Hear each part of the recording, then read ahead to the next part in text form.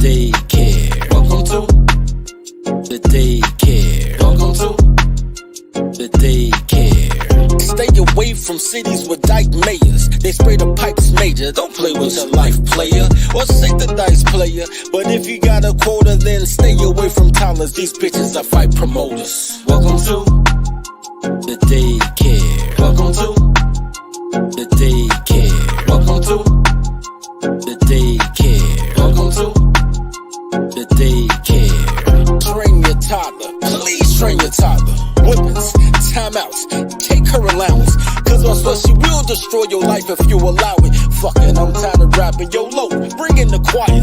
Welcome to the Daycare. Welcome to the Daycare. Welcome to the Daycare. Welcome to the Daycare.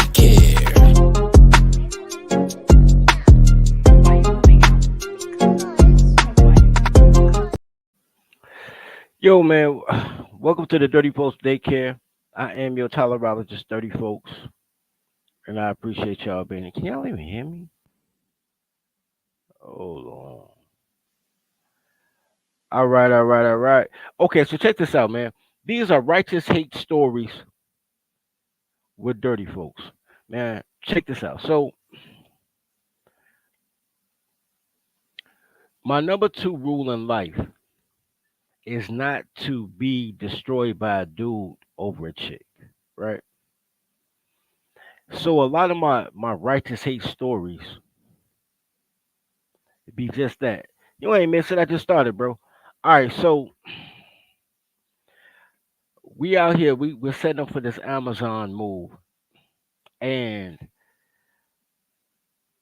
righteous hate story number one is why how we missed $4.5 million during the pandemic, right?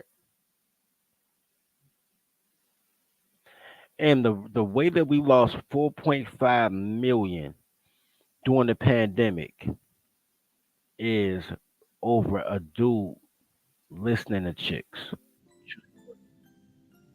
So what happened was those two organic started. I heard this story. Those two organic started to help my little cousin get out of jail. When he was in Africa. And we were looking for a replicatable product that we could sell to stores. Because you gotta understand, I can't do books. I think they shut down all the orders, all over. There was no more bookstores. So had I sold paperback books the way we sold ebooks, you're looking at a $12 profit per unit to a 69-cent profit per unit. It's a totally different type of business. So I'm looking for a way to get back in the store, and I'm looking for a way to get my little cousin out of jail. Because at that time I felt guilty like it was because I probably put a couple dollars in his pocket so he could get dumb shit into it. And he came up with guilt. But it was the best deodorant I've ever used in my life.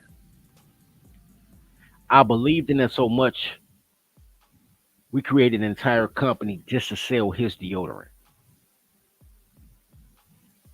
Righteous hate number one. 1A, 1B, and 1C. Because all three of these things happen at the same time. We had a young lady who was working at as a regional salesperson for Walmart and Sam's Club. But girls can't count and girls don't understand business. So the whole thing was we were going to be co-owners and we were going to get this young lady to be the president. But she didn't understand the president paperwork that presidents come in term. No matter how many times we explain to this goofy bitch, like, look, shorty, don't you have to vote for the president of the United States every 4 years? Don't you have to vote for the president of the teachers union every 6 years? Like, yo, this paper that we give you is just no, it's just a technicality, shorty. You could be president for life, like Fidel Castro, but we gotta file this with the IRS and with all the other agencies like Shorty. Just she's like, I don't want to do this. I thought I was gonna be the leader forever because bitches don't know how to read, they don't know how to count. So we lost before we even started. My whole thing was to leverage and already be in Sam's Club and Walmart before we started. So we lost Walmart before we even got our tax ID number. I mean, not a tax ID number. Before we even got our EIN numbers or IBC, whatever the barcode on the back of the shit. We already lost Walmart. Cool. 1B was so now little cuz goes around the family and he's really excited, like, yo, me and folks, we gonna do a business together. And all the girls in the family who specialize in trying to teach young men how to be men because they women and their whole job is to destroy you. They start telling him shit like, sowing the seeds of doubt, like, yo, you don't work with folks, you work for folks. Yo, he's smarter than you. He got all the networks. He work for folks. I'm like, cuz, don't listen to them people. They dying to floss, bro. They want you to fail, nigga. They been hoping I fail since I was a kid, nigga. That family shit don't mean nothing. They feminists, nigga. Feminists and family don't go together. You see, y'all ain't got no daddies. Like, don't listen to these bitches. And they like, nah, you don't work with folks, you work for folks. So in his mind, y'all can't hear.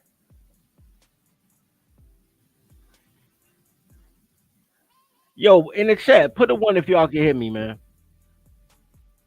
Put the chat in the one. Put the chat if y'all can hear me. But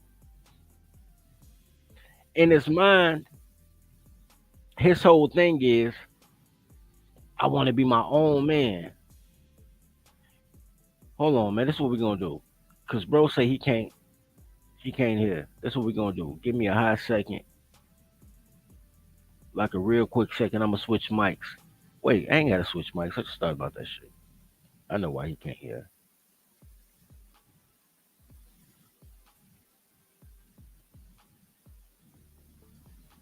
Stupid ass mic be going down on its own. That's why you can't hear. So strike two is a bunch of goofy bitches in the family telling them like, yo, you don't work with folks, you work for folks. And I'm like, bro, you in the paperwork. Like I filed this shit with the Duns. I filed this shit on the Sam. I filed this shit with the IRS, nigga. We are partners in this, nigga. You're like, that's only what the girl said. The girl said you're gonna figure out a way to fuck me over. I'm like, nigga, fuck you over. I did all this shit to help you.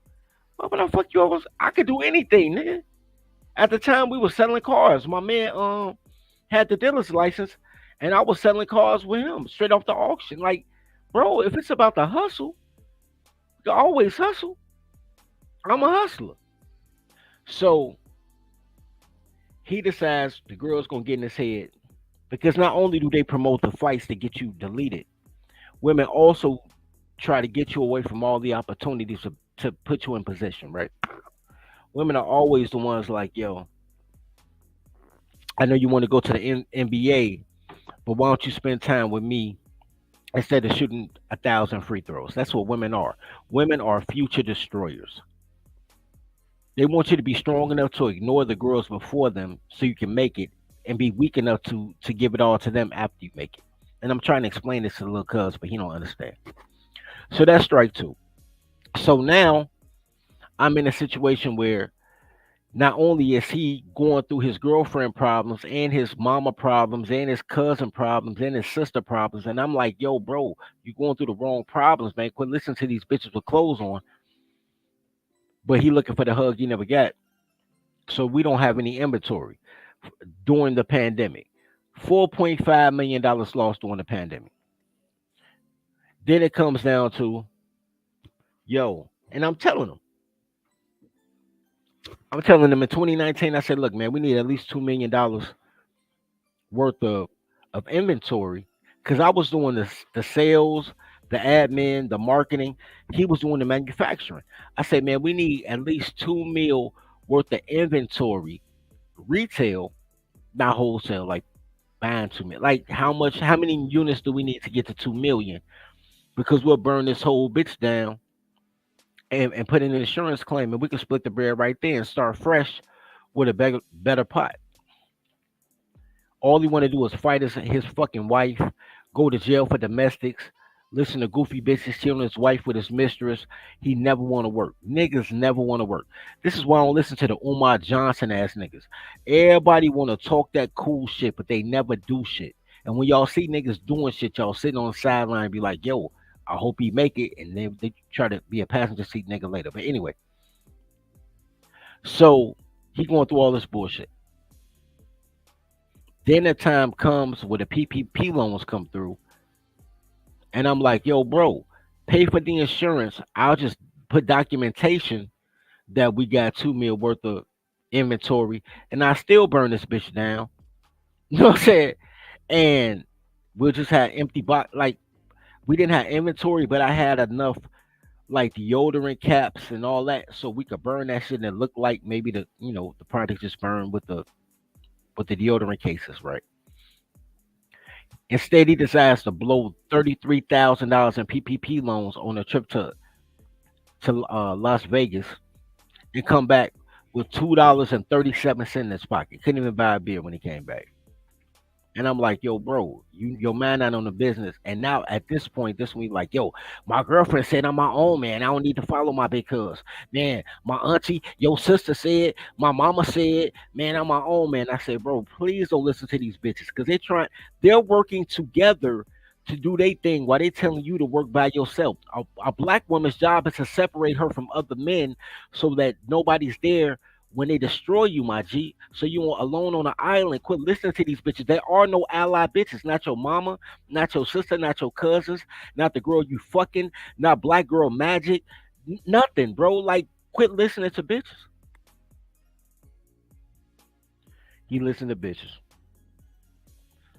Anyway, so strike number three came out as now instead of having a $2 million in insurance money, the $500,000 for the insurance claim, right?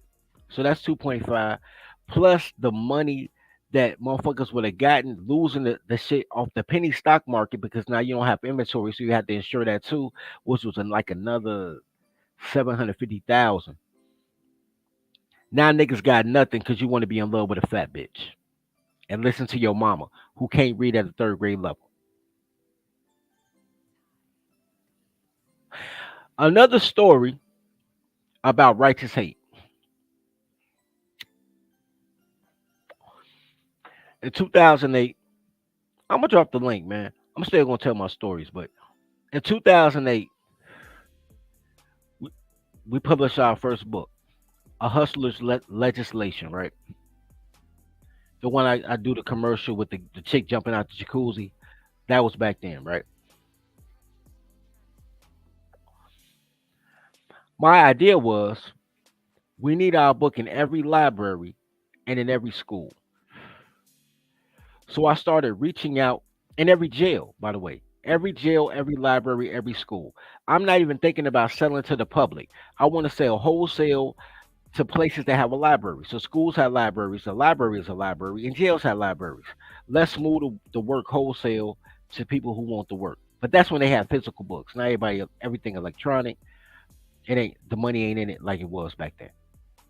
Anyway, so I go to the schools. I said, well, look, we got kids' books. I want to do a curriculum with kids' books because in my mind, I wanted to replace Laid Law and Scholastic as the books that kids read. Right? They telling me we can't bring your books into school because we're making room for gay books. Right? Me, mom, and mommy, my two dads, shit like that. They like, yo, the LGBT is running um third grade now. Right at that time, though, in 2008, 2009, they were trying to get K through 3. They wanted your kid as young as possible and have them suck and swallow. Right. So I'm like, yo, I got a book for third graders. They're like, yo, LGBT get K through 3. And I'm like, the fuck? So I'm like, yo, well, check this out. What would y'all buy? They said, man, we'll buy a course. I said, well, cool. I'll create a course based on our books because I still want to sell my books, right? I'm like, I'll create a course for the schools, a curriculum for the schools, as long as you let us use our books to push the curriculum, right? So now I'm fucking with Natasha Dunn, which is the heavyset black girl that's running around right now talking about migrants. But she started off as a teacher. She was part of the teachers union. So now I'm dealing with Natasha Dunn, um, fucking what's that fat bitch I ain't like who was the president of CTU? Um, I can't think of her name. Um, Karen Lewis, who was the president of Chicago Teachers Union, and Rosita Shalanda, who was the president of something called SCORE. SCORE was supposed to be the teachers. It was a bunch of teachers that didn't like the teacher union, so they made their own little union called SCORE. It was like Scholastic Curriculum Opportunity, some. So now I'm fully ingratiated with these school bitches, but public school is run by fat black bitches who can't read. Y'all sending y'all kids to school to learn. The bitches don't know shit. I swear to God they don't. Man, like the streamers y'all come in, man. Like the streamers y'all come in. Christina Hart donate to the daycare. But anyway, so now I'm going to war and I got this curriculum. Now I got Rosita talking about, man, why don't you give me your curriculum? And I'm putting in as me because I'm a black woman, I'm a double minority. They'll do it. I said, bitch, why would I give you my shit? Because what they want to do is what black women always do, and that's take your career. You know what? You know what I'm gonna do? If I'm gonna just talk about um righteous hate, how we got to the point that I got righteous hate for these toddlers, I might as well show it as I go, just so y'all know what's real, right? So let's see.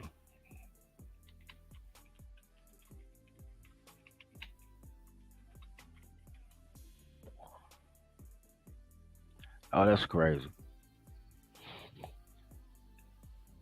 You know, I can't even blame this one on Steve Harvey. I want to blame it on Steve Harvey. Lord knows I do, but I can't blame this on Steve Harvey. Um,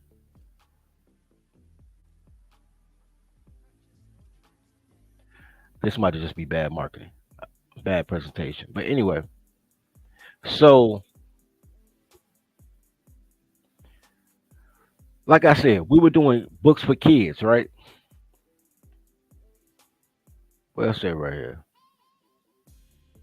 for kids 8 through 11. Like I said, I want the third graders. This book is available on Amazon.com. I was like, yo, I just want to sell books to the kids. So we ended up creating an entire curriculum around the books that we produce, right? That we publish. We came through with a. Why don't it say Crusader Publisher? No wonder it's so hard to pop up. I did a bad job. I did a bad job on promoting this, but I stopped promoting it because I couldn't get into schools. Anyway, so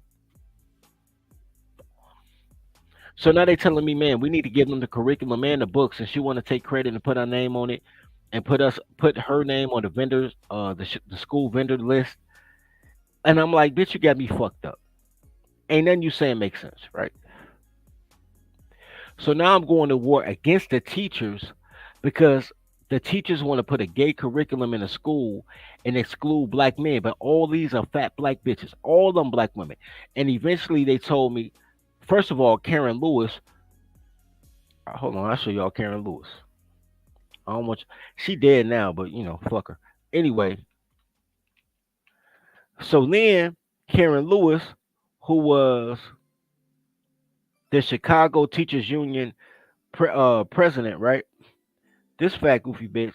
This after she got cancer, she got skinny, but she been a big bitch. This the bitch I met. I met the big bitch before she got the cancer and turned to the skinny bitch. I met the big bitch just because she light skinned. And this is another thing I got against these goddamn tethers, right? I'm at the Harold Washington Community Center. Um it's this huge theater in Chicago. Like they got live plays, and then they do courses. They do all type of shit here in Washington. Communities. Center of the Arts. It's not community center. Center of the Arts. Here at Washington Center of the Arts. I ran into her in there, and she's doing an interview with NBC News. And this bitch out her mouth, I heard her out my own two peepers, nigga, my own two ears. The bitch say she don't care about black students because she not black. She Jamaican.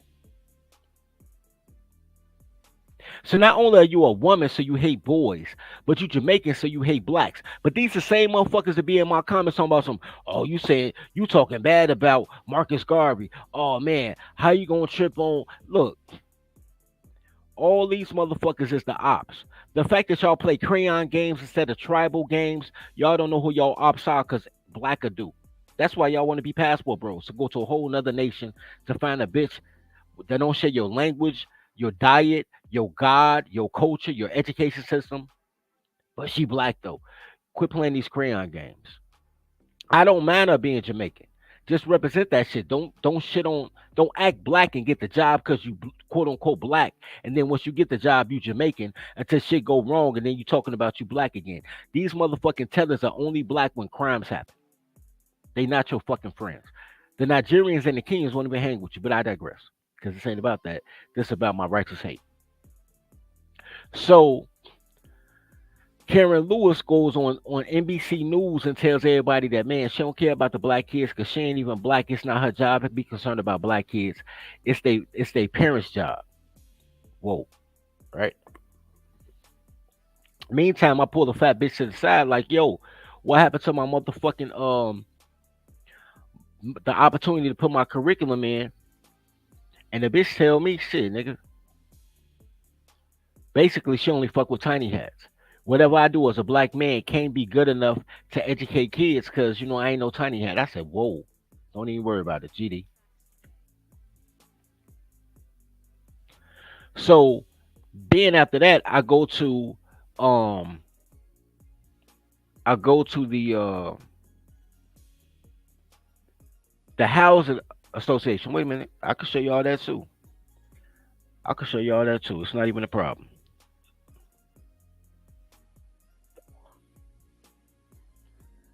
Let's see, man.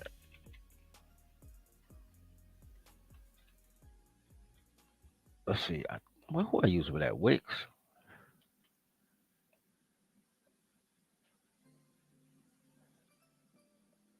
I could just go on Facebook. I'm gonna just go on Facebook. All right. So then I go to another fat black bitch to talk about giving housing to heterosexual black men. This is around the time Obama was getting in office. He gave the Mexicans the Dream Act, and he gave the gays, he gave the transgenders, um, transgender housing. Like the same way they give single moms the projects, they had a housing complex just for trannies. And I am a huge fan of the LGBT community, how they move. Because everything that they do off the 13th and 14th Amendment that was created for black men to be citizens of America. But black men don't use that shit because they think they just black and they let their women take the lead and they women hate them. These bitches tell you white supremacy, but I keep telling y'all, 90% of the shit you blame on white people is really black bitches. Y'all don't even see white people on your daily bread, bro. The only white people you've ever seen in the hood are police officers or teachers who go home after they shift. None of your stores are owned by white people. None of your neighbors are white people. None of your fucking classmates are white people. Unless you get bused to a white school, because in the hood, they not busing white kids to black schools. You don't have any problem with white people. They just blame everything Keisha does on Brad. You don't know who your ops are because y'all playing crayon games instead of just looking up. Just look up. And who's stealing your kids? The court system. No, nigga. Keisha took you to court. The court system ain't even know who you were until Keisha sent you there. She uses the system to destroy you. That bitch is the system. But y'all don't get me though. Y'all don't get me though. Anyway, so So then I said, I went to a bitch. I said, look, after I saw what the LGBT was doing, I said, man, look, black men deserve their own housing agency, right? So we created something called the Head Agency, right? The Head Agency is for housing and estate acquisition development agency. It's an agency that help black men. Let me see if I can find a website.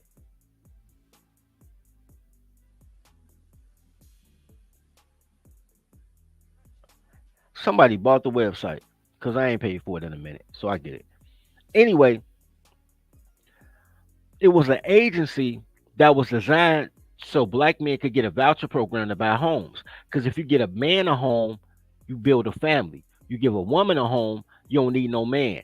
All that shit y'all talk about, the community, it's because women can talk with clothes on and everybody looks out for women. When men have a house, you'll have a family. Because bitches don't want to pay bills, they don't want to do shit. They'll have a baby just to live there with you. That's how you create family when men have homes. So, and it's around the same time where the housing market was going to shit, and Bank of America was giving away houses, bro. They tried to give 500 houses away to Mark Carter and J.R. Flemings, and I called J.R. like, yo, bro, you getting 500 houses, bro? Loan your boy 18 houses, bro. Like fuck you, dog. Loan me five. Just give me five cribs, bro. Like, you know what's so crazy? I'm talking to niggas like that in real life, like a house is just like loan me a dollar. But I'm like, yo, bro, I need a block. But if you give me five cribs, man, for the head agency, I still appreciate it. These niggas, cause they black, these niggas want to give all the houses to single mothers who got kicked out of Section 8. And I'm like, bro, if the bitch can't pay $5 a month for rent, what do you think she gonna do if you give her a free house? You think she gonna maintain it? Or is it gonna turn to a crack house because her son's gonna move that shit around, right? Niggas don't listen. They lost all 500 houses trying to fuck with black women,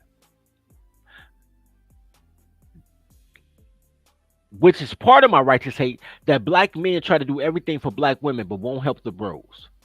They don't even give a fuck about the bros' dreams and aspirations. They want the bros to sacrifice their life for black women.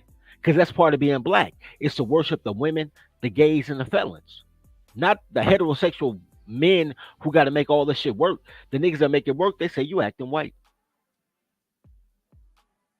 But anyway, so I go to this fat black bitch. It's always a fat black bitch. I swear to God it is. Anyway, so I go to a different fat black bitch who runs the Chicago Housing Authority. And I say, well, look, we would like to put our agency in the same vein with the other housing agencies like the Section 8 and CHAC and Habitat for Humanity. And we want to be in that thing. The bitch tells me if our housing agency does not include women, she will veto it and do everything she can to block it in Chicago. Think about what I just said, gentlemen. There's at least 11 housing agencies for black women. And I just named a few of them, right? Section 8, HUD, CHAC, housing vouchers for working women, but they don't make enough money for all the kids they got, so they get a supplemental voucher. Habitats for Humanity, the Urban League, um, the is the American Way, United Way, the United Way, um, emergency housing, NACA. Thank you, Quentin. Shout out to Quentin. I didn't even know about that one. I'm gonna have to look into this shit. I didn't even know about NACA. Um, there's a million housing agencies to make sure that bitches don't be homeless. I say, yo, let heterosexual black men get one, and it's black women who said, nah.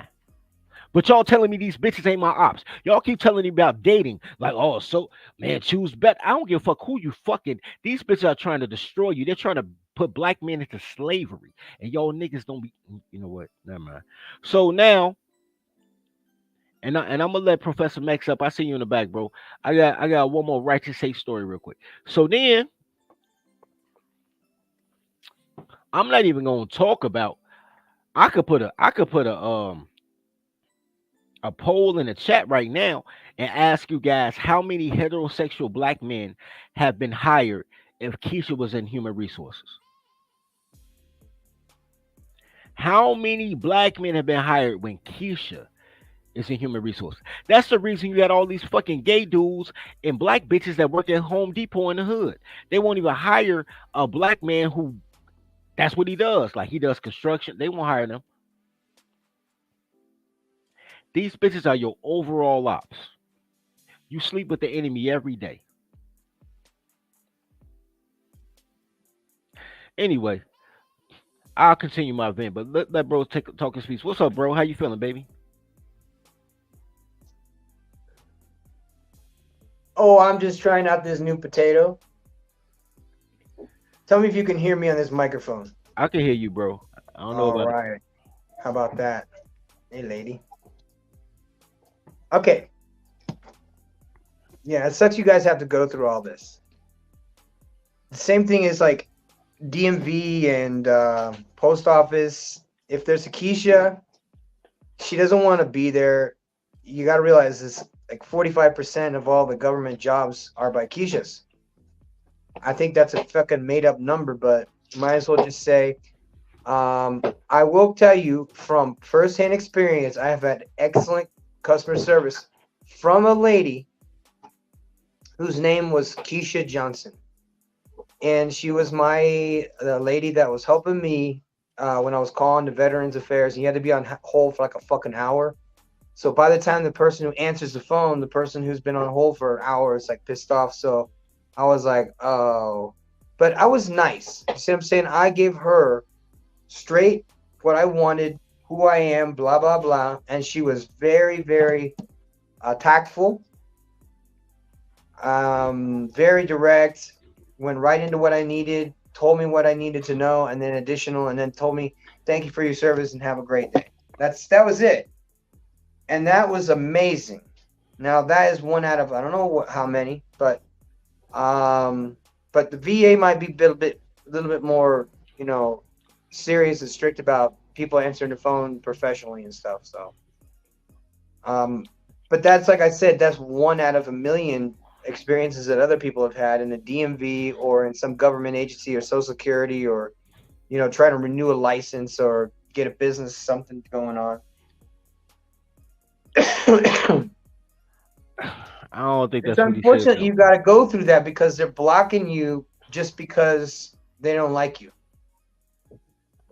I think that they fucked up the dial on this brainwashing thing. They really wanted to go hard in the paint and, teach you guys a lesson for fucking 5 generations of abandoning and womanizing and shit. And I'm like, you guys realize that all of you are responding to trauma that your mother told you about, and your mother's mother told her about, and your aunties told her about. So none of this shit that you're angry about is even real. Most of the problems that you have and the worst things that ever happen, you never fucking happen. You have it in your fucking head. And you'll ask a number of women these very same simple ass questions, and they will respond. Because I think that what they've done is they've here's what I think. I think they poison the hair hats. I think that too, by the way. All that poison going into their scalp. It's going right into your brain. So there's got to be some correlation because, okay, let's just put it like it is. In the 1970s, so you guys don't know this, but I went to a school that had Army brats, Air Force brats, Marine Corps brats, and it was a mix. It was a mixed bag, black kids from the north, from the south, from the east, from the west of the United States. So we were little kids, and we all came up together, because those guys' parents were military. I was just a piece of shit, foreigner living in Germany. So we have this mixed bag of kids, and we don't know any better.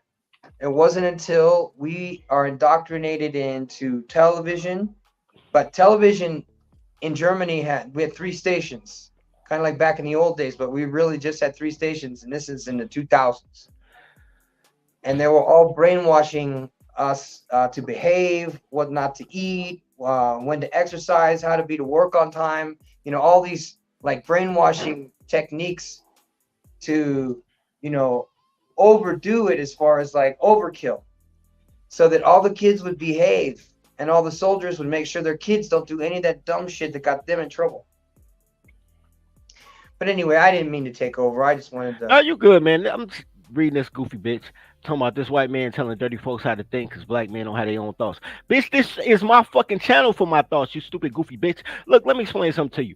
Him saying that one time a black woman was good out of the 100 times that black women had horrible customer service was not him taking up for black women. You a dumb bitch. I got one time I went to fucking Burlington Coat Factory. I write it down the times in which I get good customer service from black women because it's so rare. And it was excellent. The customer service was so excellent. I allowed her to sign me up for the reward program. I told her, I said, man, your customer service is so phenomenal. I'll sign up. Cause I was so shocked. Now Y'all got good people. let's nip this in the butt. And she's right, because I mean, I'm not in any lane. Like, this has anything to do about black women specifically. This is a stereotype. Just so you know, this is a stereotype that both black and white women are fucking horrible at customer service jobs when it comes to the majority of those office jobs where they have to talk to people all day. So they're miserable to begin with. And they were tricked into trading in a good relationship, having a baby and being able to stay home in order to be a big boss lady and literally working a shitty job that most were underqualified to get to begin with. I want to tell you that shit. And I know this because my daughter's mother went to work I was adopted, so my adopted father worked for the government. And the only way she would have been able to get a job was through him. So he pulled some strings and got her a job that she was not qualified for. And she wasn't used to being in government. Like, she'd seen me, military and being on time and, getting out of bed early and shining my boots and all that stuff. So she was lazy. And she was horrible at what she did. And so she had to be counseled several times and nearly got fired for being late. And of course, it's traffic, or I don't feel good, or I got my period, or whatever. So there's all these lame ass excuses and she's white. She was from Switzerland. So there's really no, way to put that. But there's a stereotype as far as black women go, but also for black men. Now we got to take credit and take accountability for things that I've observed. You know what I mean? And I order a lot of shit online. And you know that I learned from my mistakes. I learned from watching other people. Everybody loves that feeling of checking a tracking number on a FedEx or UPS package. Am I right? That's a good feeling, to check your tracking number and see that it's en route or it's out for delivery. There's always a good mental feeling that happens prior to that. Ding dong, your package is the front out, asshole. Is a good feeling that you get when you get good customer service. And that's when someone ships out your stuff as fast as possible, so that when you get that notification, when you got your tracking number, you could set it up so you get a text message or email that says it's en route. I do it for my clients by default. So regardless if they want to get an update from FedEx or from UPS, when that motherfucker ships, it has their cell phone number and their email address attached to it. So every turn that motherfucker makes, they're getting a text message and they're getting an email. So it's redundant. So they're going, oh, these people actually give a shit. And the opposite of service would be anywhere in Latin America. First of all, they don't answer emails.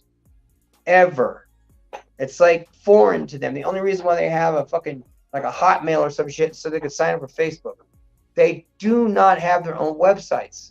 They have like Facebook, and then they have like a stupid group, and then whatever. They don't have Shopify. So they're not using any of these tools. So here I am, a foreigner from the first world, seeing how badly they do business here. They don't send out tracking numbers. Of course, there are platforms that force them to do that, yeah. But if you were just mailing, someone ordered off of your website and said, okay, mail me this fucking this microphone, and then so I go overboard as far as good customer service because I know what bad customer service is like, where people are making excuses and maybe they're bringing stuff in from overseas and they just don't tell me. A lot of people order a bunch of shit from China when they get a bunch of orders on eBay, and they'll put in the description it's 30 days. But that don't tell you shit because it could be 30 days from China to that person's house, and then they got to mail it to you. So there's a lot of those like delays and shit. But if you're like 50 moves ahead and you're every step of the way showing them, look, I'm a black-owned business. Here is my business. Here is what I'm about, and here is why you should. This is why you should. This is why you should support me, and not because I'm just black, but I do excellent service. I have great products. I don't care about. I wouldn't even put black on in my shit. It wouldn't matter. It's not gonna fucking matter. I'll tell people I'm gay before I tell them I'm black. But I found the website, y'all. I found the website. So here's the thing. This is what the fat bitch at HUD turned down, right? So what we had the opportunity for people to do a voucher program, and we've switched the voucher program up. We still gonna do it after we rebrand because we don't need black people after that. How to be agents, so we provided jobs. How to become an investor, so you can get paid off the property. We had an entire system set up to be independent of the institution and still be able to plug into HUD, so HUD could help men get homes. We still gonna do it. We made a couple of tweaks to it because now I'm tribal. I used to be black. When I was doing all this shit, I was trying to help people. I was black, but I was trying to be a man and be black. And then they taught me that you can't be a man and be black. If you don't put your life on the pyre for a woman, you're not black. Well, let's talk about that for a minute. Let's talk about your plan to do HUD housing for black men. Okay, why? You're not doing it for money. I know that. I know you're not doing it for money. You're doing it for a hand up to make them better. But what part of, I mean, this is some sort of economical cycle that it's a model that you base it on. The Fords did something very similar down in Panama, just so you know. They had similar to, it was like free housing, but you had to work for the factory, or you had to work for the canal, or you had to work for the banana farm or some shit. Charles Pullman did that. And instead of money, now I'm going to tell you guys a little black history if you did not know this. These are ancient blacks that have been down in South America for thousands of years, long before slavery. These people occupied Panama. They had tons of hieroglyphs, paintings, statues. They have uncovered as of this year and last year, 2024, of statues that are thousands of years old that there shouldn't have been anybody in Panama at that time. They also discovered a fucking railroad that happens to be over not 100 but over 200 and something years old. I don't know. It's weird stuff they're finding down in Panama. But aside from that, there's no fucking reason in the world why, if people went to Panama and repopulated it with a canal, where they brought in people from Africa, they brought in people from Jamaica, the West Indies, and in 100 years, it's a completely black Spanish-speaking country. They have their own banking system. They're not dependent on the. That's not true. They're under the dollar. So, but they don't have a fluctuating currency. It's always the dollar. It's always there.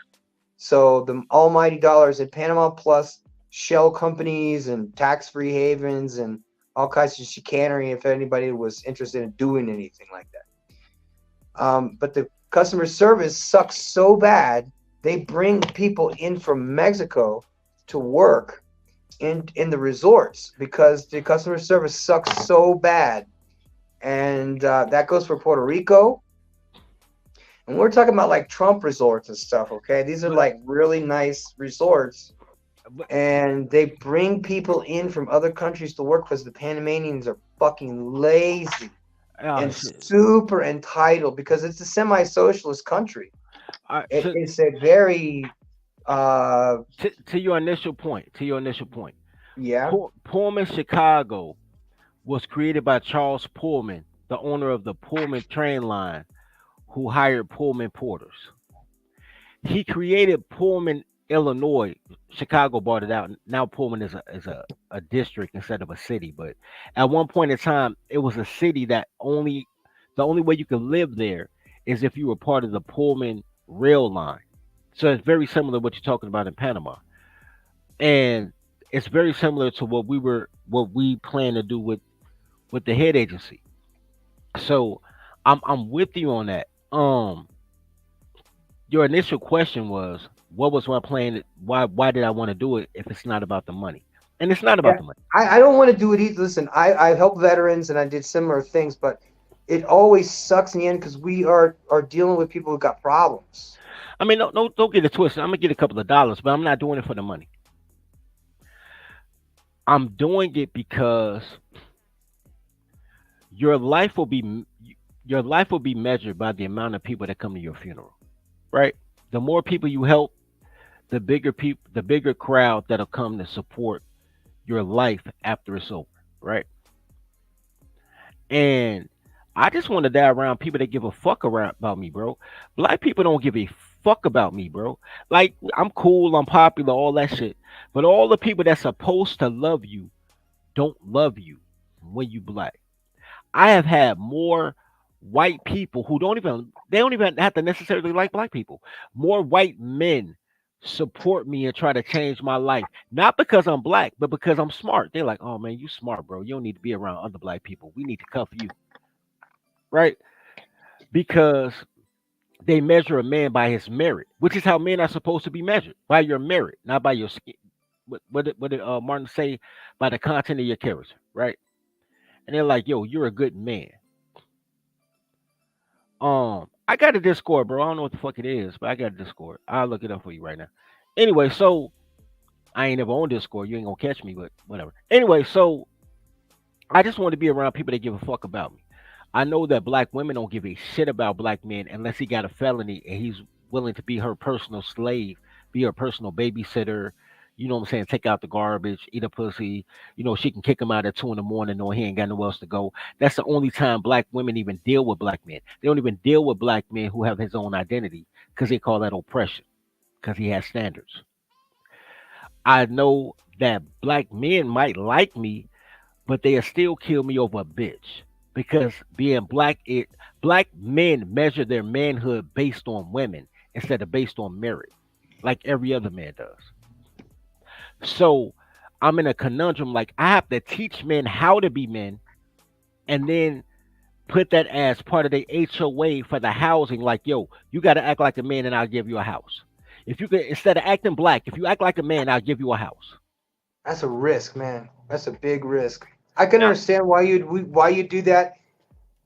You could use the same model, the same business model, but you would have people cycle through instead of having the same people there all the time because people change real fast. I Once they understand that. get when they get on their feet, they get real selfish and egotistical. Like I've been helping alcoholics and drug addicts since I got sober in 2002. And every single time they have all this gratitude and they're reading their Bibles and stuff. And the minute they leave the fucking rehab, the Bible goes out the window and the fucking crack stem or the beer or whatever, it replaces it. And they're very, very ungrateful. I even had a guy here for a month that interchanged. See, we own we have this place and then we have a park behind us. And it was an abandoned park that we took over. We didn't ask for permission. We just took over and cut down all the fucking weeds and said, this is ours now. Painted it, said, fuck you. And that was because out of necessity, the city's not going to take care of something.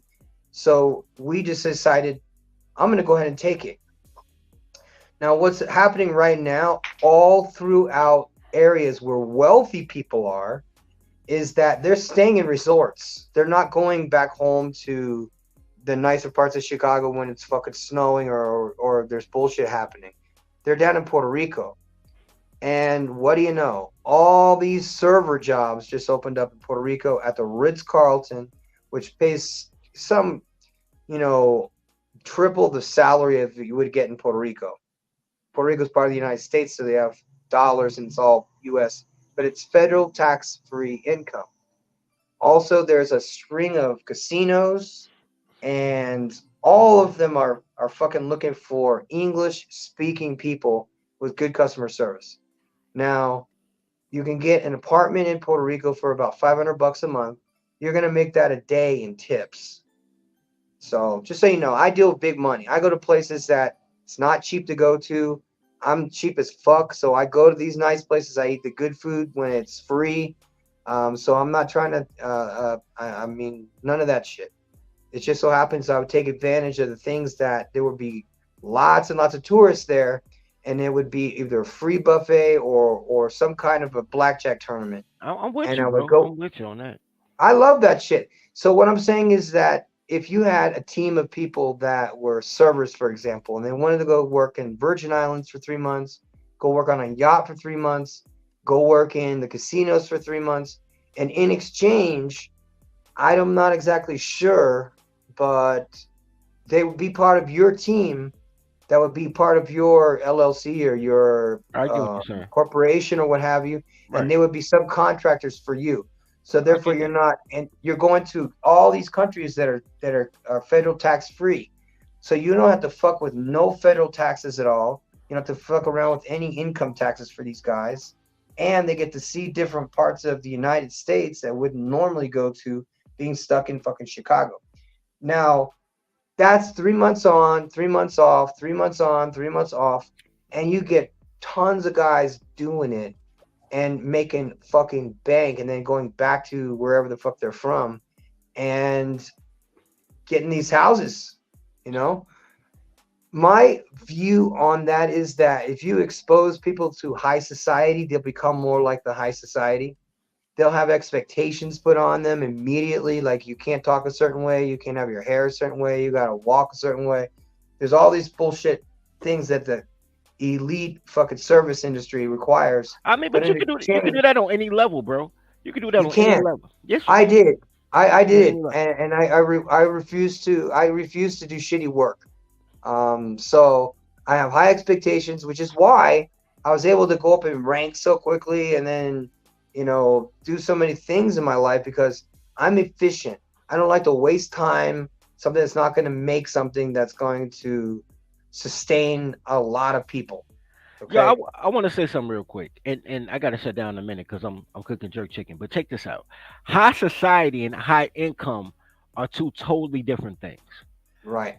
You can live a phenomenal life if you keep your costs down, but your lifestyle can be up. You can still have a beautiful home.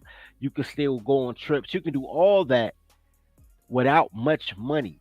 High society are people um who have a standard for their life, not necessarily a person that has a high income, especially when you're a woman, because most of high society, when you get there, you have big balling men, you have whales, but all the women Mhm. broke as fuck. They wear an $11 outfit. So high society and high income are different things. It's about the standard that you put on people. That's another reason that I'm very serious about uh establishing the housing, the culture, the religion from a base level, because people need to understand the rules of engagement in order to create that lifestyle.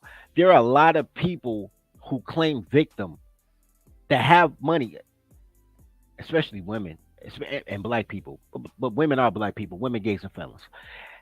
When there's a lot of people who have way less that are way happier, it doesn't take a high society income not to litter, not to double park next to a parking spot, to respect your neighbors, to cut your grass. Those things raise the the lifestyle that you live. It gives you peace, it gives you tranquility, it gives you community. You don't need a lot of money to be high society. Now let's talk about that for a moment because okay, now somebody made a comment and said that's classism. Yes, it is classism. It's almost de facto. When you start doing better, you stop hanging out with the people that don't do as good as you. you start hanging out with people who are doing better than you, because once you start looking better, a lot of people dive into their feelings and always describe yourselves because of the way they've been treated and so on. But once you have that boom opportunity where people are kind to you and are nice to you, you and I are pretty cool together. You know what I'm saying? I don't think about you as being a black dude that's in the United States, and you don't think about me being as a white guy down here in Mexico. I'm always wondering how you're a white guy in Mexico. Not that you're a white guy, but like, yo, he in Mexico doing this thing. I always think about Mexico, not even you being a white guy. Like, yo, he in Mexico? That's crazy. I've always been the foreigner. You gotta realize I'm not from the U.S. So if I lived in every country I've been to, I've had to learn a language. I've had to learn a lifestyle. I've had to learn how standard of operating procedures are and customs and courtesy of those countries. Because you'll get your ass in a lot of trouble. And I've been in jail 19 times. I've been locked up 19 times in 8 countries. And that's because I was a little piece of shit, drunk, a military guy that used to like getting in fights just to practice. So I acted like a dumbass. And I got sober on the 19th of March, 2002. That's a long time. That's be 22 years in March coming up. That'll be next month. That'll be 22 years. I haven't been arrested. I haven't been beaten up by anybody. I haven't been thrown in jail for stupid shit. And I attribute that because we all gotta fucking grow up. We all gotta grow up mentally, spiritually, physically, but financially. And I think it needs to be in stages, because I know we talk a lot about money, but we don't talk about what it takes to get to. You know how much trouble I had to fucking go through? Do you know how much therapy I had to get through? Do you know learn how to fucking walk? You know what I'm saying? And to drive in a foreign country and take a fucking driver's license test in Spanish, fucking scary, dude. And I did it. Not to pat me on the back. It's not to impress you, but it impresses the fuck out of me. So, like I said, tell people is first thing that they need to do is fix their fucking outsides. Now, if that means get a haircut, get a fucking haircut. If that means shave, shave. If that means grow a beard and shave your head so you don't look like a pussy. Start wearing white polo shirts without the logo. Just wear a white polo shirt. Doesn't have to be Pima cotton. What that does is it puts you either as a golf caddy or a golfer. They don't know the difference. If you look good, people treat you differently. That is fact. And people are always in their fucking feelings about people thinking that people are looking at them. That person looking at me, are they judging me? You know what I mean? Because that's what it is. There's 3 lines of people in this world for every single person on the planet. There's a line of people that are there to judge you. There are people to criticize you. And then there's a third line of people who are there to fucking help you. And there ain't nobody in that fucking line at all. Okay? Which is why Dirty and I are friends. Because I know some things about business that I did 10 years ago that he is now putting his toes into on a greater scale than I did back then. But I have already gone through all the bullshit. And that is why we talk about business and maybe mistakes I've made, and then tips that he could take and pass those on to the people he's mentoring. Because that's what we like to do. If we can't change the government or change the fucking society, we can only change our inner circle, like the people closest to us. A lot of times family doesn't want to participate in that fucking shit because they think of us as like, they're always trying something new. Because why? We're fucking entrepreneurs. We might have 16 different businesses, and our family will not support us until the fucking day we make $1 million and impress them. But then it's too fucking late, because no one's going to help anybody along the fucking way. No one is there to help you until the fucking work is done. No one believes anything you say. That's why I tell people, I've made the mistake of telling people my plans and all this shit. And then when they've seen me a year later, after they already rejected me inviting them to come to my events or come to my things, they're like, no. No, they see me 2 years later when the school's open. I have lots of kids in cool uniforms. Now they want to get involved. Nigga, I don't need you, right? You went there when I was shooting in the gym. I want to address that. 2 things. Number 2, what you said, bro. That is the struggle of every entrepreneur. Black people be like, oh, black people don't support you. Nobody supports you. Nobody supports their idea. You have to make the idea a reality for people to support the reality. But the number one thing I want to address is Tintin Quarantino. He said nothing's wrong with acknowledging someone's race. I don't acknowledge race, sir. I think something is not that there's anything wrong with it, but I think the way that Americans conceive race, I don't I don't do that. I go by nationality, right? So even when I think about Professor Max, I don't see him as a white guy. I see him as a Eastern Asianer or whatever it is, wherever Poland is, who traveled the world, went to Germany, went to South America, went a lot of places, and somehow ended up in Mexico. And my whole thing is, how the fuck you end up in Mexico? So I don't see him as that. What? Okay, here's the thing. Here's the thing, and I see Jamaicans as Jamaicans. Jamaicans got their own swag, their own culture. I fuck with it. I like Jamaicans. I don't like Jamaicans who try to be black leaders, but I like Jamaicans in general. If you really knew how America worked and why you have the white versus black division that started in the 1960s, you'll realize it's all because of the Semites. You'll realize that before New York was New York, it was New Amsterdam. Amsterdam wasn't happy with the Semites. You will realize that most of America was German, and we already know that the Semites don't like Germany because of World War I and II. So in order for them to not even break down the blacks, to break down the whites, to make whites hegemonists, to take away they Scottish and Irish and Brit and French and German and Italian lineage and ancestry, to take away they tribal crest that they used to put on, embroider on they carpets when they walk in the house. They have they family tribal crest on the carpet. In order to remove that and just make them a crayon, that's what they did. And then they paid Jesse Jackson and the other coloreds to talk about black and brown coalitions, even though Mexicans don't even fuck with niggas. And then they go out here and they tell you, man, that you from Africa, which you're not, more than likely. More than likely you from the Caribbean islands. And the Africans don't even talk to American blacks, so you wouldn't even they won't be on this channel. So you're looking at motherfuckers trying to put people together, put pieces together that don't fit in order for them to move around and just be of ease, because they don't like blacks and Germans don't like them, and they doing everything they can to be able to control everything from the shadows. You got to know who you are and what you about in order to realize, like, yo, that ain't my gang, that ain't my tribe. Like, we can trade, we can acknowledge each other, we can be friends, but your tribe is your tribe, my tribe is my tribe, and we all have our own cultural identity. You know what I'm saying? I think the worst thing that black people do is they eliminate everything culturally sound about themselves to be somebody else. You want to be Asian, that's the Asiatics. You want to be from Africa, the tribes of Judah. Ain't never been Africa, and the tribes of Judah were Semites. You want to do all this shit to be somebody else and instead of be like, yo, we right here. Who the fuck am I? And let's roll with that. Yeah, you guys are Americans. I don't want to break it to I don't hurt anybody's feelings. You guys are Americans. You were born in the U.S., right? That makes you an American. Makes you American. Look, man, I would have loved to have been in your shoes because I didn't have a pair of shoes till I was 10 years old.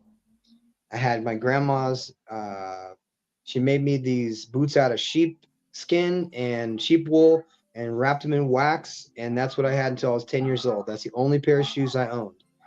So the very idea when I got around all these American GI kids is they all had money and shoes and color TVs in their own room and, an Atari. And I'd never seen a TV before. And so, I mean, the fact that I've gone from the dirt poor, I'm the migrant. I'm basically everything that's happened in the U.S. now happened in Europe back in the 80s. Yeah. And so Germany was divided, and so of course we had the option of going to West Germany, which is where the freedom is, or the East Germany where you could starve to death. And I went to bed every night hungry, so I know what it's like to be poor. So there is no, let's get that fucking bullshit out of the way. But I had a desire and a drive to learn the language when I did get around Americans because they were impressive. They were stronger, they were taller, they had bigger muscles. I was starving. They always offered me like grilled cheese sandwiches and shit and Mountain Dews. And I was like, I don't know what is it. Oh my god, it was delicious. This one mom used to make yoo-hoo for us after school, and the one day she didn't have it, and I was crushed. So American kids really had it made, you know what I mean, in the shade. So fast forward now, I'm 51 years old, and I'm in Mexico, and you know what I mean. I'm renovating a castle. That's for me, and for anybody else who wants to come be around uh, the professor. But for the most part, it's just gonna be me and my immediate family and kids and stuff. So, but it's big enough to basically be like a gated community. It's how big this fucking place is, and it has an underground. But like I said, you've seen the pictures, you've seen the videos.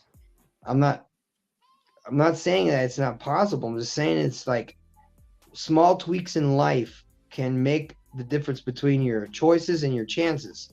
If you make bad choices, you need to use those fucking reverse Uno cards immediately. And the best way to do that is by telling the truth all the time. Like make that your goal. Like never lying about anything to anybody ever. Chicks want you to lie to them. Start telling the truth. They'll blow their fucking drawers off because they want to be combative. Fine, tell them the truth.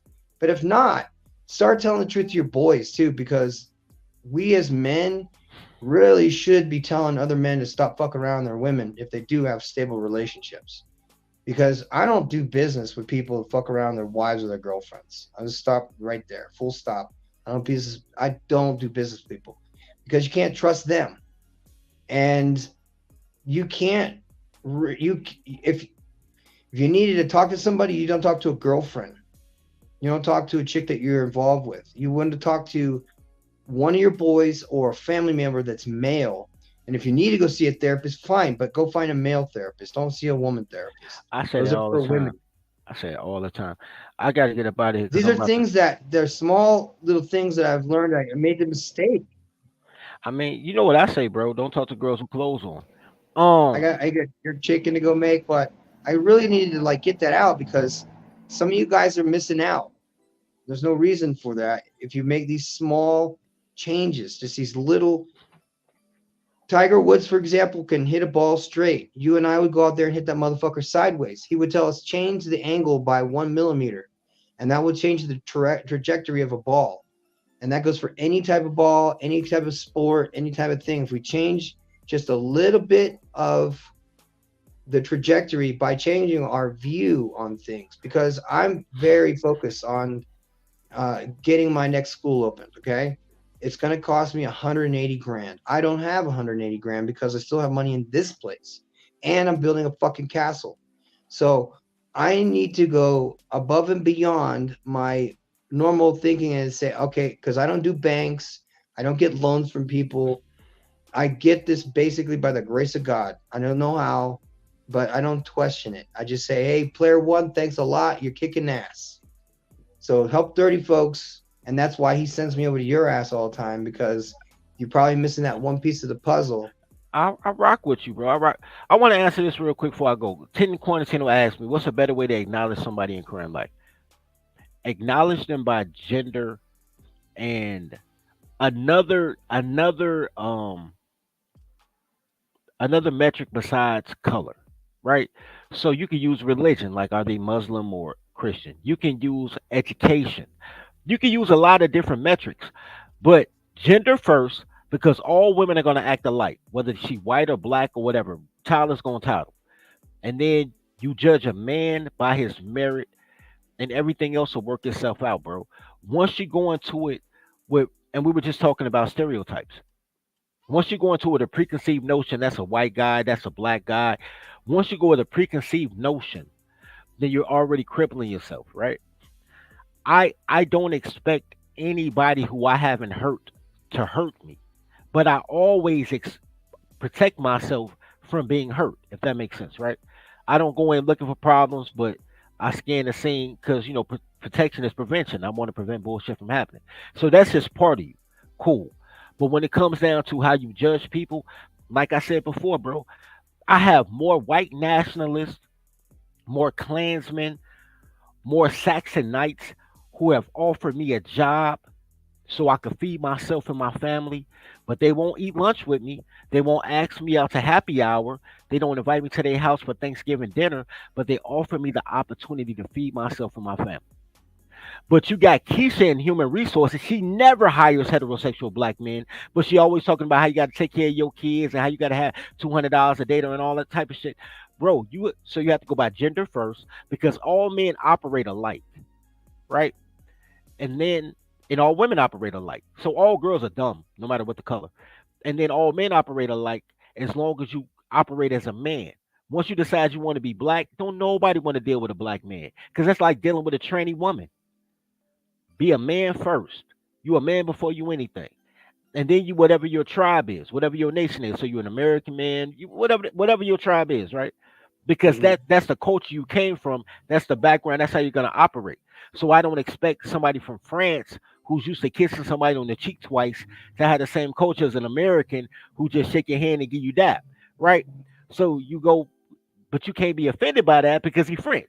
You gotta understand the culture, the national culture they come from, and then you go by whatever you have in common. You know what I mean? That's a better way to judge people than judging them by color, because it's cool to have a prejudice.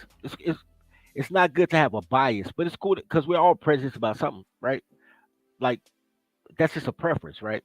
Yes. Okay. You're right. But you know what? There is a bias when it comes to wealth. And that is, I've always been treated and talked to and called the rich asshole. That guy's a rich asshole. I've heard people call me the rich asshole, but I've also been called the guy with the big ass calves. Okay, that sergeant over there with the big ass calves. So I look at it as a badge of honor a little bit. Now, back to what I was saying, when you dress a certain way, people will treat you a different way, but it also True. affects you psychologically that you want people to treat you better. True. If you go over the top, that's just going to show that you're a clown. If you dress moderately, it's like the shot girl at the titty bar. She's dressed not completely titties out, but you know that she looks fine as fuck. The same way when we present ourselves in public, if I'm wearing pants that are all shitty and it looks like I just changed my oil, women are not going to fucking want to talk to me. People are not, Men are not going to want to do business with me. I'm going to go into the store, people are going to want to have space. So if I change those two, that's it. Like I said, it's a dynamic, and you change the way the world views you and people treat you differently. They want to spend money with you because now, if they want to do business with you, they trust you. That's the only reason why people do business with me, because they trust me. They don't fucking know me. I'm a fucking foreign guy. I could be, you know what I mean? There are so many people here that That's hey, he said salute Sergeant B. they don't fucking have to trust me for shit.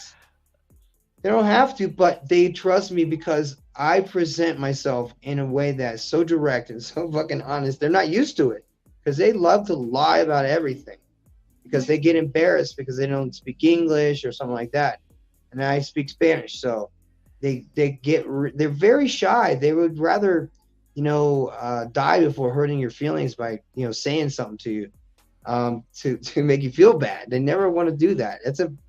That's a very American characteristic, is making people feel shame. And I don't like that. And what I've No, seen, and part of the reason why I think that when I grew up with a lot of black kids, they didn't have the American upbringing because they were in they were in the military, and it's completely different there. It's none of this the United States fucking getting foolishness shit. And now I don't know now. I don't know about the current year, but motherfuckers in the 2000s and the 90s, you did not act up on base, or your kid will have to live off base, which means you would have to live off base. And that fucked up a lot of people. So no one fucking got, did shit wrong, and they kept their kids in line. Now the US, that's a different story. I think we got to start all over now. I think what I'm doing now is probably the only thing that could be beneficial for kids that are being raised by single moms, and that is if we have a force of men that are willing to teach the trades to kids that are ages 6 years old all the way up to fucking 12. So at least they learn how to use tools and stuff, because their moms are not going to teach them how to change a tire. Their moms are going to teach them how to change a fucking oil. Their moms are going to teach them how to balance a checkbook, or You know what I mean? Or transfer funds. They don't know how to fucking send money to China. They don't know how to do anything. And I'm not saying that women don't. I'm just saying that there's a way that men can do things for the current situation at hand that is extemporaneously better than a mother could do by herself. So even if the father is not involved with the kid, there are programs that in the 70s and 80s, the good big brothers, little brothers, and all that shit, that's fine. Now we got to talk about doing things and training kids because the school systems suck. No one knows how to fucking read or write or do math. So I think we should be taking all these kids under our wings and teaching them plumbing, teach them HVAC, teach them electricity, teach them carpentry, how to paint cars, how to do fiberglass shit, whatever the fuck it takes to make money. Because the trades are going to be where the money's at. Teach them how to use all the antique tools that don't require electricity, all the way to the fucking lasers. I don't give a fuck. Just do something. And this is what people always ask me. What are you doing for the community? And I'm like, what the fuck are you talking about? The community? You obviously don't know much about me, okay? Because I think I do a substantial amount of fucking work for the community without asking for a penny in return. And what does that give me? That gives me the grace of God that is willing to give me $180,000 for no fucking reason at all. I have no credit score. I have no social security number here, and they don't fucking know me for shit, but they trust me. Does that make sense to anybody out there?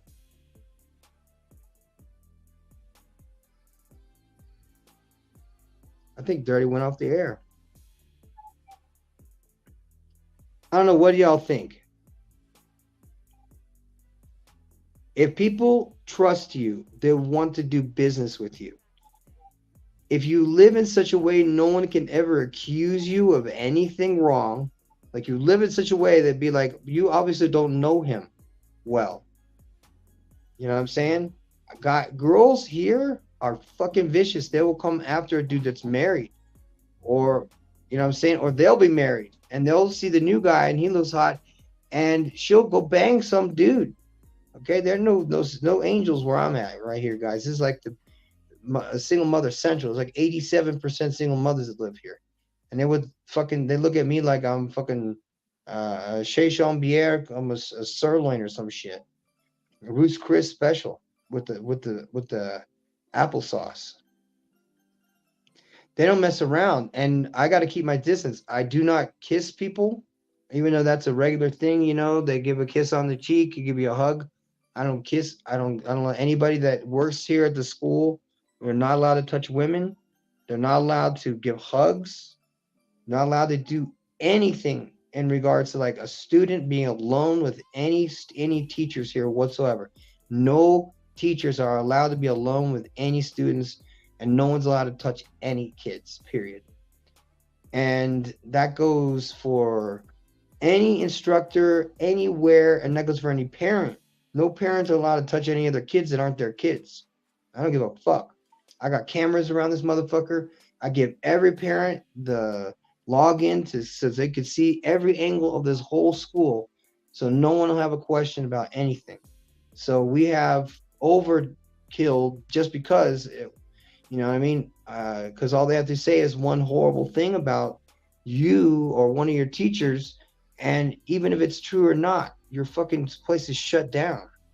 So we live in such a way in Orthodoxy, and now you guys don't know this, I'm Serbian Orthodox, so that is like a hardcore Southern Baptist, so to speak. Very, very ritualistic, like you would think that the Catholics would be, or but Orthodox is like, we do not believe in the Pope, and we do not believe in Mary as the only way to communicate, and we don't believe in her as a deity or anything. We believe in Jesus Christ that was died on the cross for our sins. The blood of Christ is on us, and he was risen from the dead, and that's what we believe in. And that gives us salvation through Jesus Christ to go to heaven when we die. And if we don't, and we hear that, and we don't accept that, and when we pass away, we go to hell, then we're fucked. So that's what we Orthodoxes believe in, but we don't talk about it.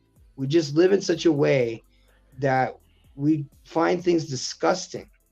We find things despicable and abominating, and we don't like it.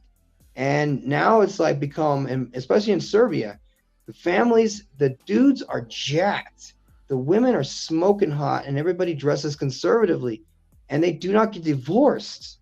And this is all because Serbians have taken marriage to the next fucking level of seriousness, and they won't even let you get married unless you have like a year of training.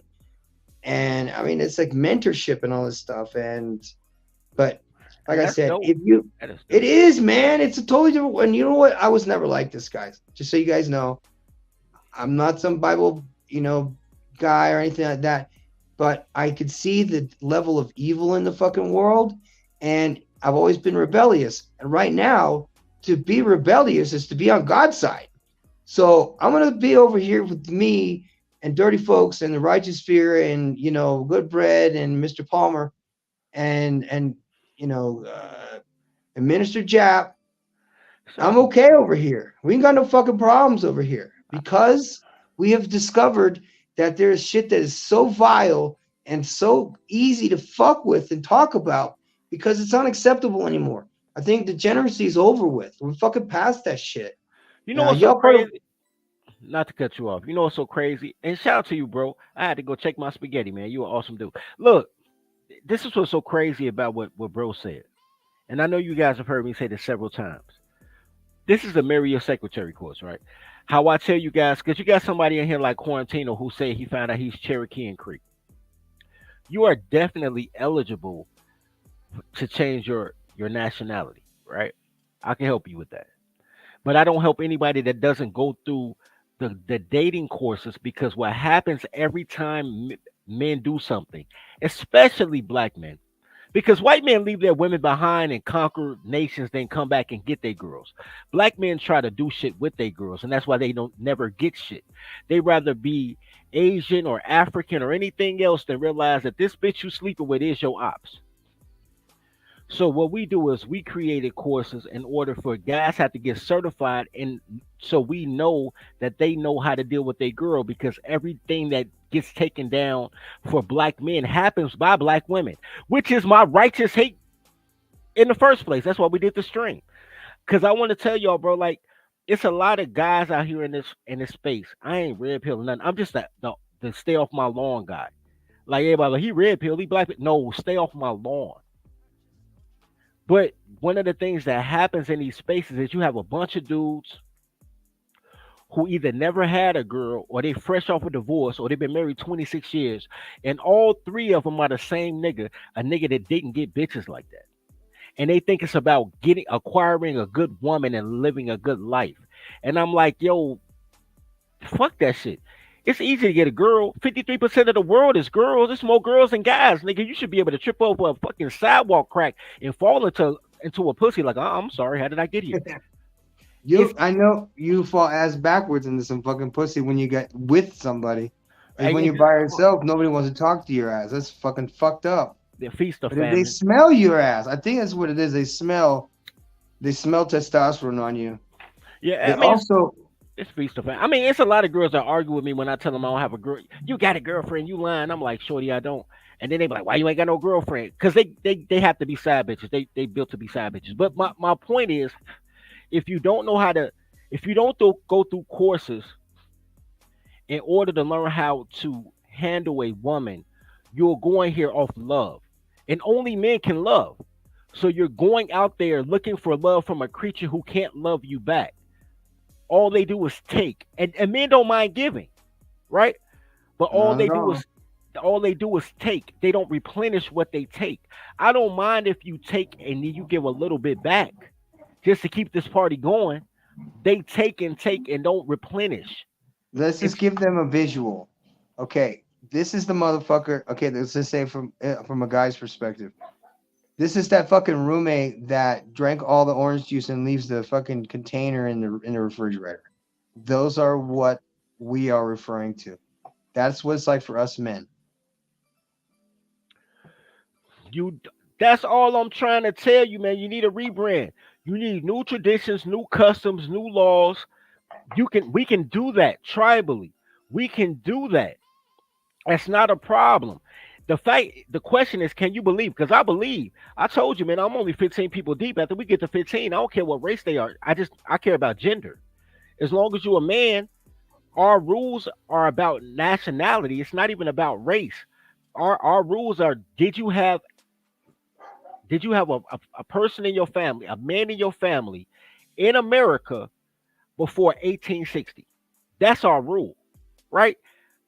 My grandfather's grandfather, so that'd be my great great grandfather, was a German man. And my grandfather was proud to show me that picture of his grandmother in 1860 something with that German man. Like, yo, that's my grandfather. I'm like, damn, granddad, you had your granddad was with a thick ass barb, the handlebar mustache and everything. And he was like, yo, my grandmama wasn't great. She loved that man.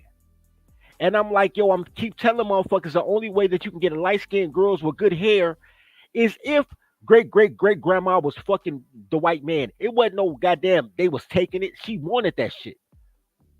As soon as they got out of slavery, so many black women tried to marry white men that white women had to tell the law to create marriage licenses to make it illegal for black women to keep getting a man. These bitches has never been your fucking friends. Ever. And if you say that, they be like, oh, you must hate women. I do. Righteously though. Because I don't really necessarily. No woman is tribal. No woman is, no matter what race, no woman is tribal. There is no woman who is dedicated to her man based on race or nationality or communal nothing. Nothing. The problem I have with black men is black men are tribal because black isn't a race. Black is a crayon. So y'all accept the Puerto Ricans, the Mexicans, the Kenyans, the Nigerians, the Eritreans, the goddamn South Americans, and they like, oh, we all black. No, the fuck you not. You American or you're not. When in Rome, do as the Romans. You're American or you're not. So even if you're American, if you can prove it, man, you can still get in. But I concentrate on tawny and swarthy men. But if you was born in between 1860 before the second rush of integration or whatever, not integration, immigration, it is what it is.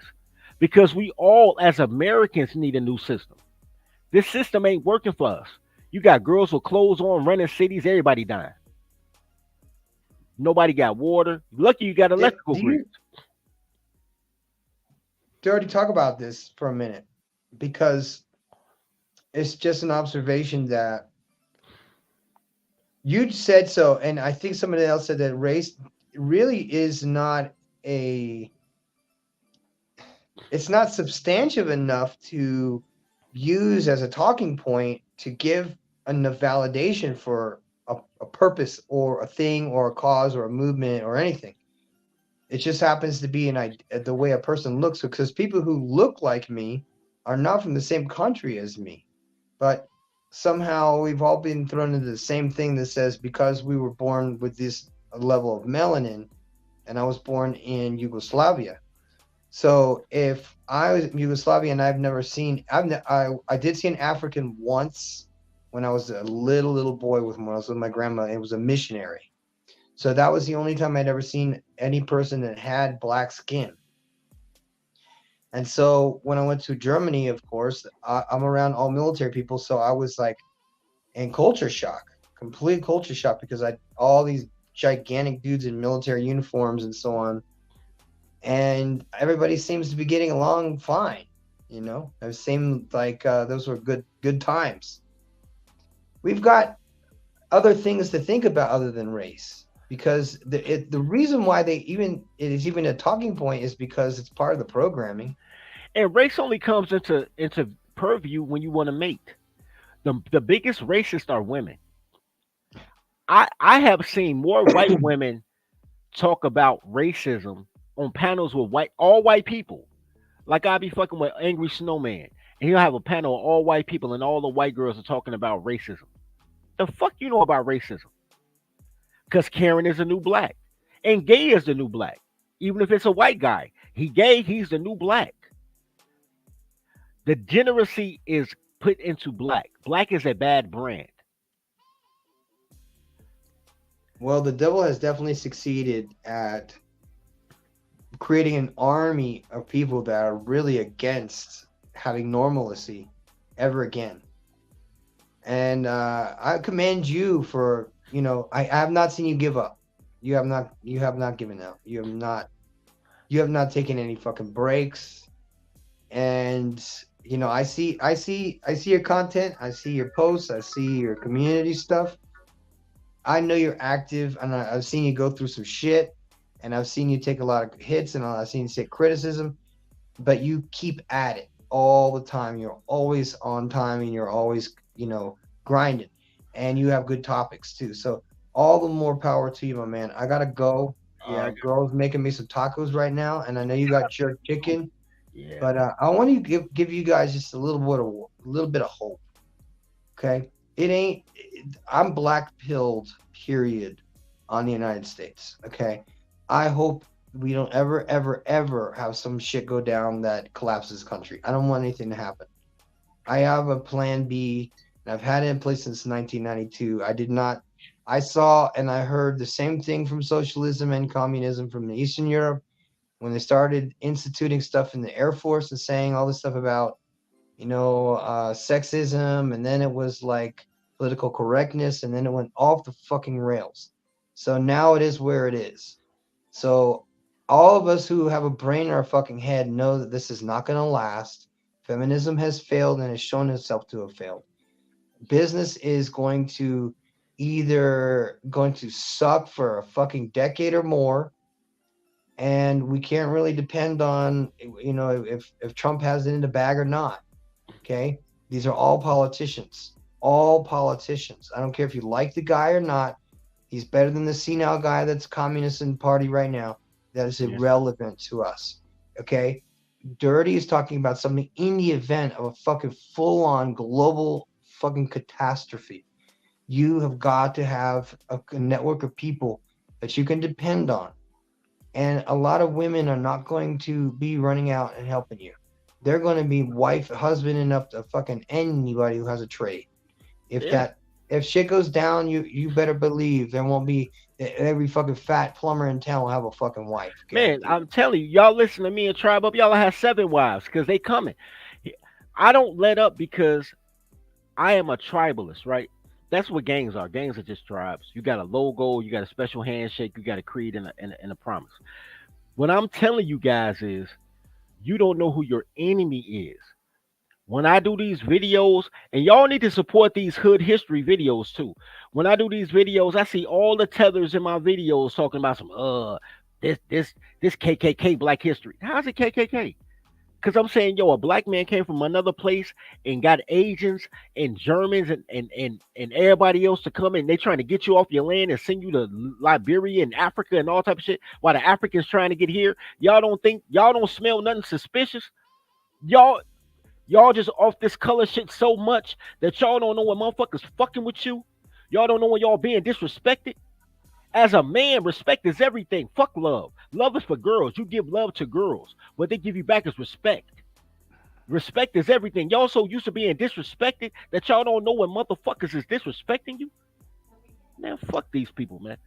In 1980, this is a fun fact about Pfizer. In 1980, they contaminated 20,000 units of phlebotomy medicine with the HIV virus, and they knowingly shipped it off to Africa. Now, remember, in 1980, like, who were the people getting AIDS? The The gay people. gays Yep. and the people in Africa, Yep. right? Because what they did was they just went and they gave all these medicines and infected 20,000 people with HIV, and they sent all those vials to countries like all of Latin America, South America, Central America, all of Africa. Okay, Africa, the continent. Any country in 1980s that the United States or the CIA wanted to kill, and then give a reason why they have this disease, is because Pfizer is the one who's responsible behind the HIV virus. That's facts, man. And it was in a book in 1959 under chemical and biological warfare. So they've been planning this, just like COVID-19 dropped on 2019. Yo, just to answer y'all questions, I really do got to go and check on my spaghetti. Um, Quarantino say a global national. Check this out, bro. We got a global nation, man. We got people right now in the Navy and Marines on deployment finding places that we can set up our tribal church. You invade the world not by color but by religion. That's why when you look at America and you look at Madonna or something, they talk about they Hindu or they Buddhist. You know what nation that came from, right? You invade the world with your God. I think that American um n- people native to America have the wrong God. Second of all, real quick before I bounce out, Mr. O say, man, look at the images. This whole crayon colors is a scam.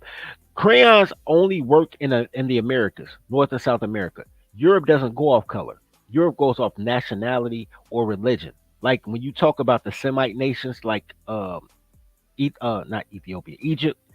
Egypt has a lot of different colored people. All they care about is if you're Sunni or Shiite, if you're Muslim or Christian. That's what their wars are about, not by color. The same way that you can have any colored pit bull, but you still got a pit bull, we all are still human beings. Nobody cares about that until you throw a girl into the mix. I ain't got to click on the image, Mister O, for the simple fact that if you listen to a stupid motherfucker like that Pan African nigga Umar Johnson, he talk about black women coming all flavors, caramel, butter pecan, vanilla. Yeah, we got vanilla sisters too. How the fuck you got a vanilla sister, right? So they playing crayon games, bro. Nobody gives a fuck about that crayon shit, bro. I don't give a fuck about that crayon shit. The only people that want to care about that crayon shit is niggas that listen to bitches, and that's whatever race you are. If you listen to a girl, you care about race, because women are racist. Men are not. Men get to know you, be like, I like you regardless. I like you regardless what frat you in, what race you in, what city you from. Men can get along with any other man if they got something in common. Women keep bullshit happening because they are a fucking cancer on society that if left unchecked will kill us all. That's why you got to train your toddler, man. That's why you got to train your toddler. Anyway, I got to be out, man. I appreciate bro for sliding through, bro. That's Um, an honor, of course. I just ain't got time to check it out, man. So I check it out after the show, bro. Cause I gotta, like I said, I got spaghetti going on. Food is love, man. Any girl who tell you that cooking is like oppression, that means she can't love automatically, bro. So food is love, man. I'm making mashed potatoes, spaghetti, jerk chicken, and greens. So I'm just doing my thing. But I don't even know why, because I ain't even that hungry. I just felt like cooking because I felt like love. Anyway, man, speaking of love, love each other as you love yourself. Feed the pack, tribe up.